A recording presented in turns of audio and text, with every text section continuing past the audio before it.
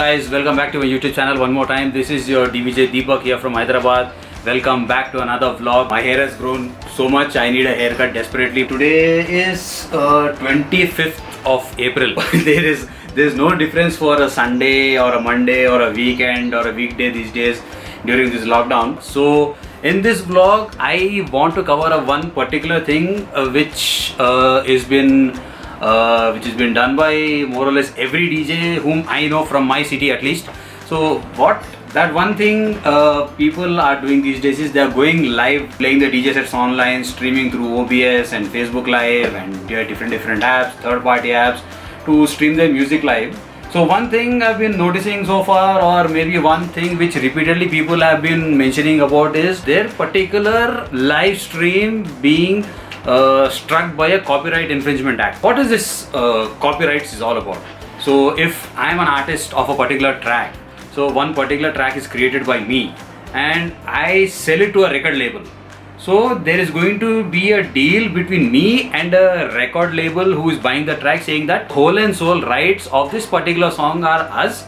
So we can release it on any platform, or we can do whatever we want with this particular recording, and you're going to pay X amount of money for you because you are the original owner of this recording, and we are using this recording for our own purpose. Apart from that record label who owns that recording, so nobody is allowed to do anything to that recording. That is called copyrights. That's how copyright is all about. So apart from the record label and the original owner, so again, this original owner is supposed to use this or not for his or her own purpose. It is again defined in that particular contract, or there should be a clause where it is mentioned that this particular owner is also has the particular right to use this particular recording as per their wish. How I know about this thing is I used to work in a media company in about 2010 or 11, around 2010 or 11. So that particular media company used to own rights of some movies. So usually what happens in YouTube, if you like a particular scene, so what people usually do, they cut that 5 or 10 minutes clip, they upload it on the YouTube channel, and they start getting clicks, they start getting views. So that's how it used to happen. So once their channel reached to a particular viewership, once the channel reached to particular subscribers or a particular likes or particular views, so what happened is that owner of that particular recording doesn't have any idea about what is happening with his copyrighted content. So whatever movies we watch online, stream it, buy it, and one more thing, buying is again comes under piracy. So what I used to do, so I used to watch some particular movies which are owned by that media company for which I used to work for. I used to watch that movie first. So after watching that movie, I used to go through YouTube with particular keywords of the particular movie, the star cast of that movie, the music director, the producer. So whoever has worked for that movie, I used to search YouTube for that particular content with these search words, with these keywords. If I find a particular clip which belongs to the movie which this particular media company owns, then there were two options I used to do. One is monetize, second is take down. So what is this monetizing? So you know how YouTube business is all about these days. So once you click on a particular movie or a particular video on a YouTube, the moment you hit play button, there is some sort of revenue generated on number of plays and number of clicks. Let's say I am a lame man, I am a lame person, I don't know anything about copyrights and I just have a YouTube channel. So I cut that particular clip of that movie, I take that clip and I upload it on my YouTube channel. So what happens, people who search for the comedy scenes or some fight scenes or those kind of scenes, these kind of people come across my video which is uploaded on my YouTube channel, and the more people start viewing it, the more views that video starts getting, the more subscribers I keep getting. That means my channel has reached to a certain viewership. So there is some amount of revenue generated from that particular video. But I am not the original owner of that video. There is some other original owner of the video who owns that particular video and audio. So what I used to do, I used to monetize. So what is monetize? Monetizing is a process where even if you click a particular video, the revenue which is generated from that particular click goes to the actual owner of the click. That is one That is one process I used to do. Number two is take down. So the takedown process is more like if that particular video doesn't have any more number of views or no clicks or there's no subscribers or nothing like that, I used to directly take down that video, as in I used to completely delete that video from the YouTube database. So this kind of rights and this kind of privileges only are there with particular media companies. So these media companies approach YouTube saying that we are the owner of this particular movie, so we want to monetize and take down, or we want to I can say we can completely delete that clip from YouTube. We want to do this because we don't want any unauthorized usage of our copyrighted content. Bolke they approach YouTube. YouTube has a particular set of tools designed for this particular purpose. So by using these kind of tools, these media companies can I can say monetize or take down or whatever they want to do. And if you don't want your content to be struck with some kind of copyright infringement or claiming that you are not authorized to use this particular thing, one suggestion I would seriously make to everyone who wants their content not to be struck by any copyright infringement acts online, either on Facebook or YouTube or Twitter or wherever it is. Just make sure that you are typing a small disclaimer. So disclaimer as in you are self-declaring that that particular recordings belongs to a different person and I am not here to make any commercial use of it.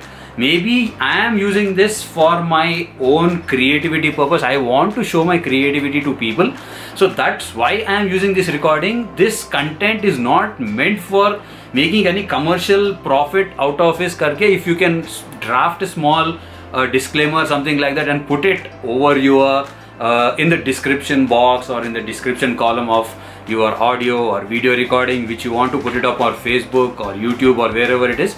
So that disclaimer, so once you upload the audio or video, there is a particular time frame about 5 or 10 seconds which is required for that particular online platform to process your file. So what happens during the particular processing time? So there is a person who's sitting at the back end of the particular platform. He goes through all of your audio and video recording or audio or video content whichever you have posted and the description which is posted in that, or maybe if you're having already disclaimer placed in your video or audio. So if you have the disclaimer, that disclaimer means that you are not here to make any commercial use of that particular recording. So once that disclaimer is there, so the person who is sitting at the back end processing your uploaded file, he will make sure that your the content which you have posted is not strike with any kind of copyright infringement act. So nowadays, like how DJs make bootlegs and a video editor or a visual graphic designer makes a illustrated video of that, or maybe a remix video kind of this thing. So once that particular video is made, there's always a disclaimer before the video starts. So what is the purpose of the disclaimer? So the disclaimer is basically for the viewer to understand that this particular recording is not meant for commercial use. This is only meant for showcasing that particular artist's talent. So if you can put that kind of a disclaimer in your whatever content you want to post online, let it be audio or video, if you're using even 1 second of a copyrighted content, it might be a video content or an audio content in your particular post, and if there is a no disclaimer, there is 100% chance of your content getting hit with a copyrights claim. Sometimes it might be partial muting of the audio, or sometimes it might be completely muting of the audio, or sometimes without even you notice your video or audio will get deleted. That's how the copyrights thing work. So if you don't want your particular audio set or a live set or something, a video or something, make sure that you're putting a small disclaimer somewhere in the beginning of the let's say if your particular content is about 5 or 10 minutes long, so as soon as someone hits play button, so first and foremost thing which should be coming on that this thing is a disclaimer. So make sure that you are putting a disclaimer everywhere, every possible way you can. So that would be of a very good use for you. So make sure that at least in description you are placing or typing or showing some kind of a disclaimer saying you are not the original owner of this particular video and you don't intend to make any commercial profit out of this particular video. So if somebody wants to know or if somebody wants a small draft of how this particular disclaimer looks, so I am going to leave a small text in the description below in this video. So if you wish to use that particular disclaimer, you can use it either in text form, or you can make a flyer of it, or you can make a poster of it. Make sure that particular disclaimer fits in your video frame. So you can do that kind of stuff. That's what I mainly wanted to say to people today. So if by any chance if you're facing any issue regarding your audio content or video content which is posted online on Facebook or YouTube and it is being struck by a copyright infringement law, so make sure that you place a disclaimer, and that disclaimer should be very clear saying that you are not using that particular recording for making any commercial use out of it or maybe commercial profit out of it. So that is more like a self declaration you're giving from your end that whatever you're using, you don't own the copyright of it, and you need to give sole credits to the original owner, the artist and the record label or the remixer or whoever is involved in that particular copyrighted audio or video.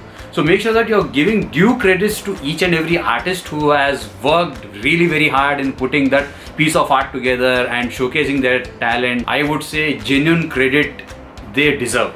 So once you are giving a proper credit to everyone and you are showing a proper disclaimer, I don't think that should be an issue for someone to come and strike your content in the name of copyrights. So that's all for now, people. For more videos, subscribe and hit the bell icon. So I am just making sure that I am putting up the content as much as possible, as early as possible. I wanted to use this particular vlogging concept for sharing whatever knowledge I have. So in the next vlog I will be sharing about how I started off as a DJ and how was my process throughout becoming a DJ, and what are my experiences, what are my good experiences, what are my bad experiences and all.